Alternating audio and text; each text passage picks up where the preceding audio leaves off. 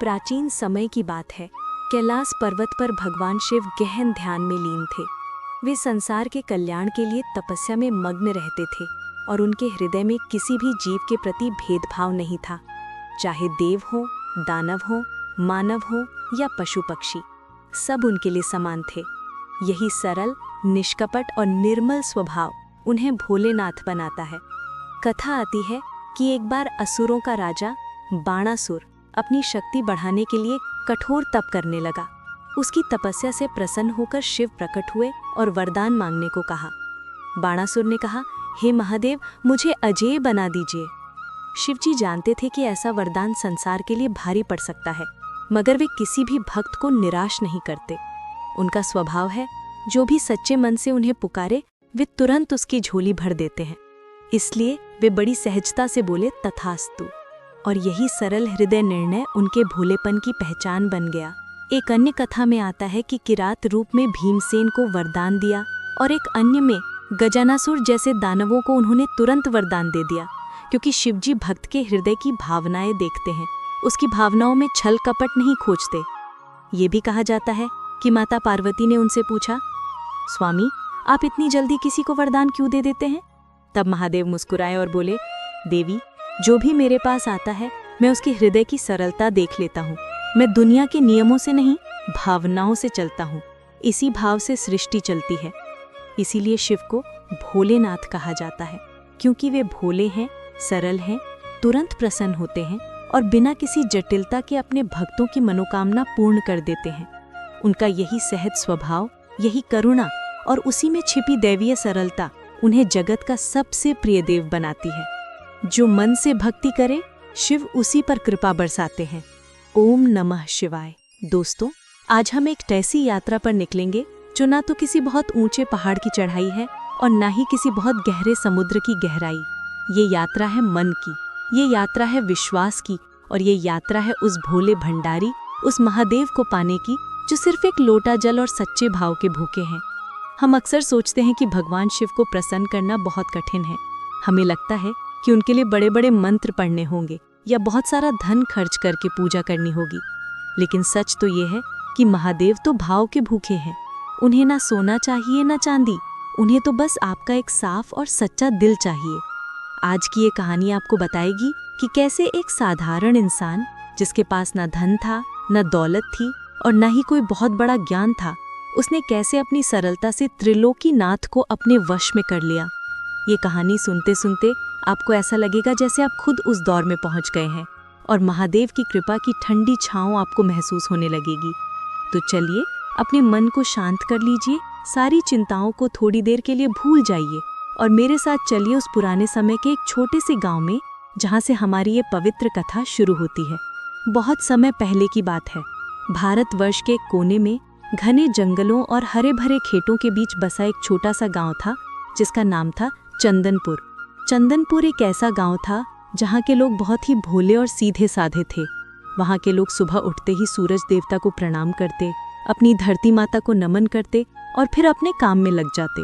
उसी गांव के एक किनारे पर एक टूटी फूटी झोपड़ी में एक युवक रहता था, जिसका नाम था माधव। माधव दुनिया की नज़रों में एक बहुत ही गरीब और साधारण सा इंसान था। उसके पास न पहनने के लिए अच्छे कपड़े थे, न ही खाने के लिए तरह तरह के पकवान। वो दिन भर जंगल में लकड़ियां काटता, उन्हें बाजार में बेचता और जो थोड़े बहुत पैसे मिलते उसी से अपना पेट भरता था। लेकिन माधव के पास एक ऐसी दौलत थी जो बड़े बड़े राजा महाराजाओं के पास भी नहीं थी, और वो दौलत थी संतोष और महादेव पर अटूट विश्वास। माधव को बचपन से ही कोई मंत्र नहीं आते थे। उसने कभी कोई वेद या पुराण नहीं पढ़ा था, क्योंकि वो कभी स्कूल नहीं गया था। उसे बस इतना पता था कि इस दुनिया को चलाने वाला कोई है और वो भोलेनाथ है। वो उन्हें अपना पिता, अपना दोस्त और अपना सब कुछ मानता था। माधव की दिनचर्या बहुत ही अनोखी थी। वो रोज सुबह ब्रह्म मुहूर्त में, यानी जब तारे आसमान में टिमटिमा रहे थे, तभी उठ जाता था। उसके घर के पास ही एक छोटी सी नदी बहती थी। वो उस ठंडे पानी में डुबकी लगाता और फिर जंगल के रास्ते में एक पुराने बरगद के पेड़ के नीचे रखे एक पत्थर के शिवलिंग के पास जाता।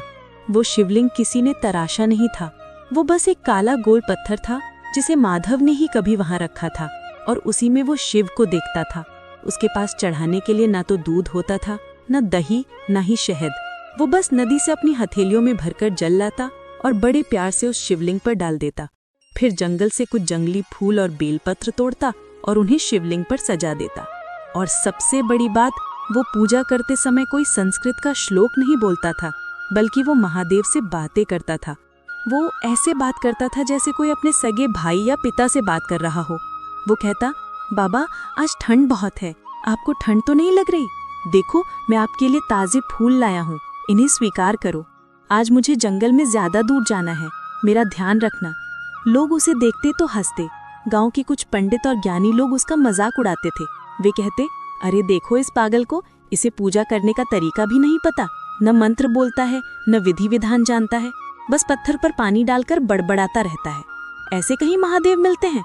लेकिन माधव को दुनिया की बातों से कोई फर्क नहीं पड़ता था। उसके लिए तो उसका और महादेव का रिश्ता ही सब कुछ था। उसे लगता था कि अगर मेरा दिल साफ है तो मेरे भोलेनाथ मेरी टूटी फूटी भाषा भी समझ लेंगे। एक बार की बात है, गांव में बहुत बड़ा मेला लगा। दूर दूर से लोग आए, बड़े बड़े साधु संत भी आए। गांव के मंदिर में भारी भीड़ थी। अमीर लोग सोने और चांदी के थाल में पूजा की सामग्री लेकर आए थे। कोई 56 भोग लगा रहा था तो कोई रेशमी वस्त्र चढ़ा रहा था।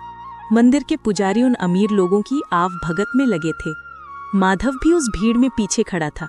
उसके हाथों में बस कुछ जंगली बेर और जंगल के फूल थे। वो सहमा हुआ था। उसे लग रहा था कि इन बड़े बड़े लोगों के बीच क्या महादेव मेरी छोटी सी भेंट स्वीकार करेंगे?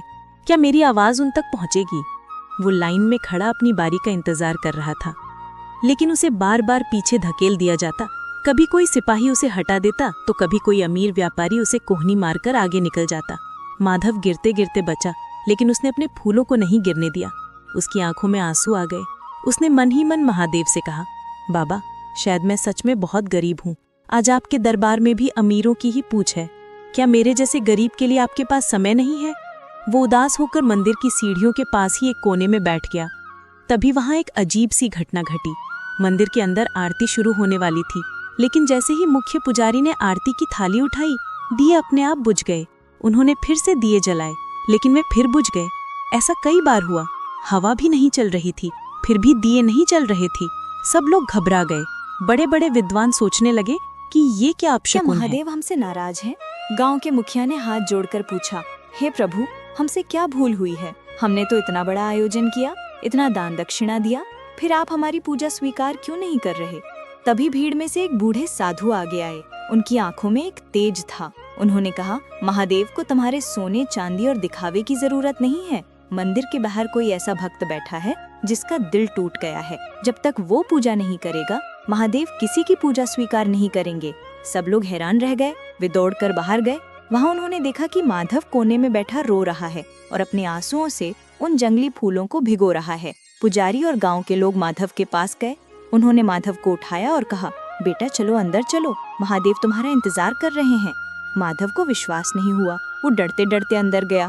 जैसे ही उसने शिवलिंग पर अपने वो साधारण से फूल चढ़ाए और रोते हुए कहा, बाबा मैं आ गया, तभी अचानक मंदिर के सारे दिए अपने आप जल उठे। पूरा मंदिर घंटियों की आवाज से गूंज उठा। उस दिन गांव वालों को और खुद माधव को भी एक बहुत बड़ी बात समझ में आ गई। महादेव की कृपा पाने के लिए आपको धनवान होने की जरूरत नहीं है, आपको विद्वान होने की जरूरत नहीं है, आपको बस सरल होने की जरूरत है। जैसे पानी जिस बर्तन में डालो वैसा ही आकार ले लेता है, वैसे ही भक्त का मन भी सरल और स्वच्छ होना चाहिए।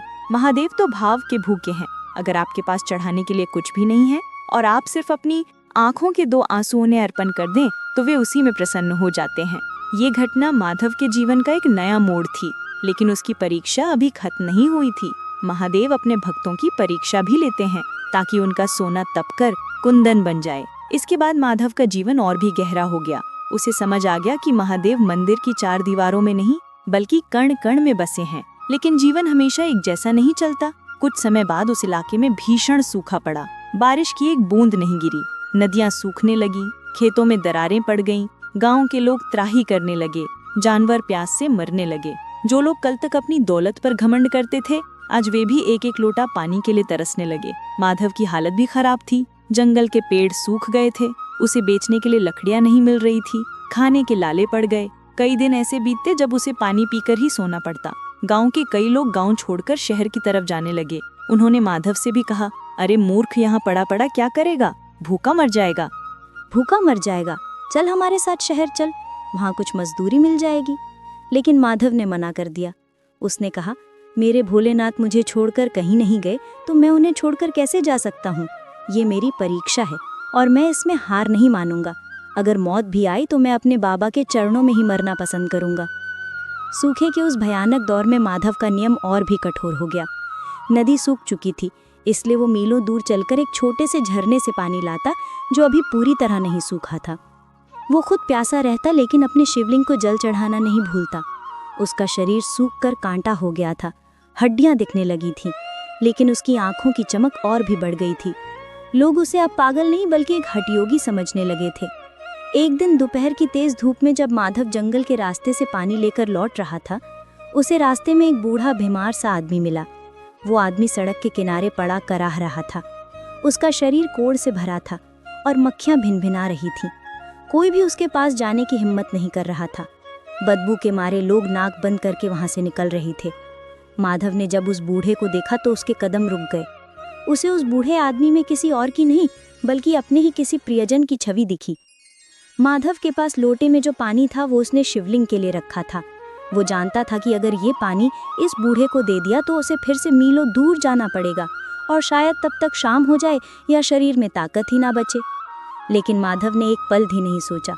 उसे याद आया कि महादेव तो हर जीव में बसते हैं। क्या प्यासे को पानी पिलाना महादेव की पूजा नहीं है? उसने तुरंत वो लोटा उस बूढ़े के सूखे होठों से लगा दिया। बूढ़े ने गटागट पानी पिया और माधव की तरफ कृतज्ञता भरी नजरों से देखा। माधव ने अपनी पुरानी धोती फाड़कर उस बूढ़े के घावों को साफ किया। उसने उसे पेड़ की छांव में बिठाया। माधव को आज शिवलिंग पर जल न चढ़ा पाने का कोई दुख नहीं था, बल्कि उसे एक अजीब सी शांति मिल रही थी। उसे लग रहा था जैसे आज उसकी पूजा सीधे महादेव तक पहुंच गई है। उसने बूढ़े से कहा, बाबा आप यहीं आराम करो, मैं कहीं से कुछ खाने का इंतजाम करता हूँ। जैसे ही माधव पलटा, पीछे से एक भारी और गूंजती हुई आवाज आई, रुक जा माधव। माधव ने चौंक कर पीछे देखा। वहां कोई बीमार कोढ़ी बूढ़ा नहीं था, वहां एक दिव्य रोशनी थी। इतनी तेज रोशनी कि माधव को अपनी आंखें बंद करनी पड़ी। जब उसने धीरे धीरे आंखें खोली तो उसके सामने साक्षात एक जटाधारी भस्म रमाए हुए एक दिव्य स्वरूप खड़ा था। वो कोई और नहीं, स्वयं महादेव थे। लेकिन उनका रूप वैसा नहीं था जैसा तस्वीरों में होता है, बल्कि एक साधारण वनवासी के रूप में। फिर भी उनका तेज सूरज जैसा था। माधव उनके पैरों में गिर पड़ा। उसके मुंह से एक शब्द नहीं निकल रहा था, बस आंसुओं की धारा बह रही थी। महादेव ने उसे उठाया और गले से लगा लिया। भगवान ने कहा, माधव मैं तो बस ये देख रहा था कि क्या तुम मुझे सिर्फ पत्थर की मूरत में पूजते हो या फिर इंसानों के दर्द में भी मुझे देख पाते हो।